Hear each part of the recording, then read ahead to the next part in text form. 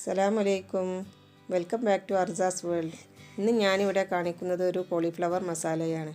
ഇത് ചോറിൻ്റെ കൂടെയും ചപ്പാത്തിൻ്റെ കൂടെയൊക്കെ കഴിക്കാൻ പറ്റുന്ന നല്ല ടേസ്റ്റി ആയിട്ടുള്ള ഒരു കറിയാണ്. ഉണ്ടാക്കുന്നത് എങ്ങനെയെന്ന് കണ്ടു നോക്കിയാലോ.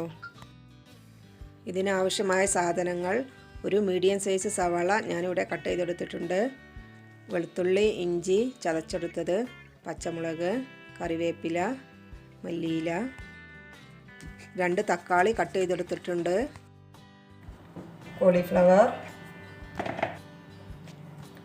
പിന്നെ വേണ്ടത് മസാലപ്പൊടികൾ: 1.5 ടീസ്പൂൺ മല്ലിപ്പൊടി, 1.5 ടീസ്പൂൺ മുളക് പൊടി, 1/4 ടീസ്പൂൺ മഞ്ഞൾപ്പൊടി, ചിക്കൻ മസാല വേണമെങ്കിൽ ചേർത്താൽ മതി, നിർബന്ധമൊന്നുമില്ല, 1/4 ടീസ്പൂൺ കുരുമുളക് പൊടി, 1/4 ടീസ്പൂൺ ഗരം മസാലപ്പൊടി.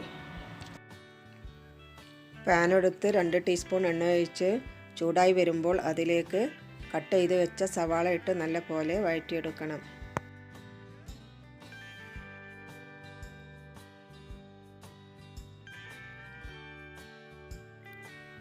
ഇതിലേക്ക് ചതച്ച് വെച്ച വെളുത്തുള്ളിയും ഇഞ്ചിയും കറിവേപ്പിലയും പച്ചമുളകും ഇട്ട് ഇതിൻ്റെ പച്ചമണം പോകുന്നത് വരെ നല്ലപോലെ വഴറ്റിയെടുക്കണം.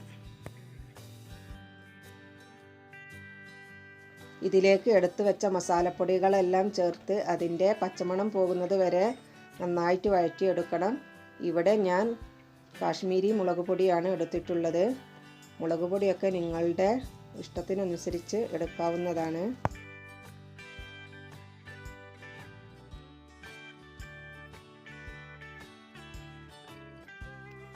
ഇതിലേക്ക് തക്കാളിയും ആവശ്യത്തിന് ഉപ്പും ചേർത്ത് നല്ല പോലെ മിക്സ് ചെയ്തെടുക്കണം.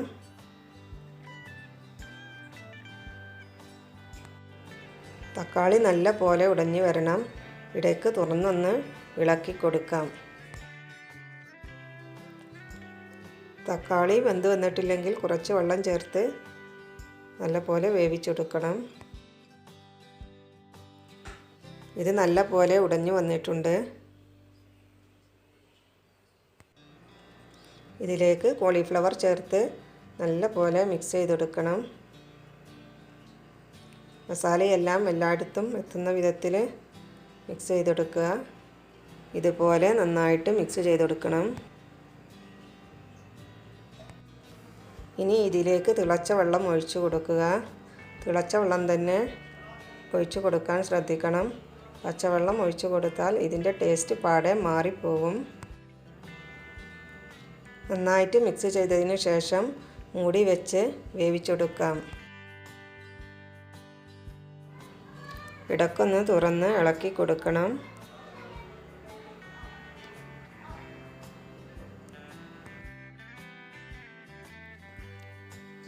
മൂടി വെച്ച് 2 മിനിറ്റ് കൂടെ വേവിച്ചെടുക്കണം. ഇനി ഇതിലേക്ക് നേരത്തെ എടുത്തു വെച്ച ഗരം മസാലയും കുറച്ച് കറിവേപ്പിലയും മല്ലിയിലയും ചേർത്ത് നല്ലപോലെ മിക്സ് ചെയ്ത് ഫ്ലെയിം ഓഫ് ചെയ്യാം.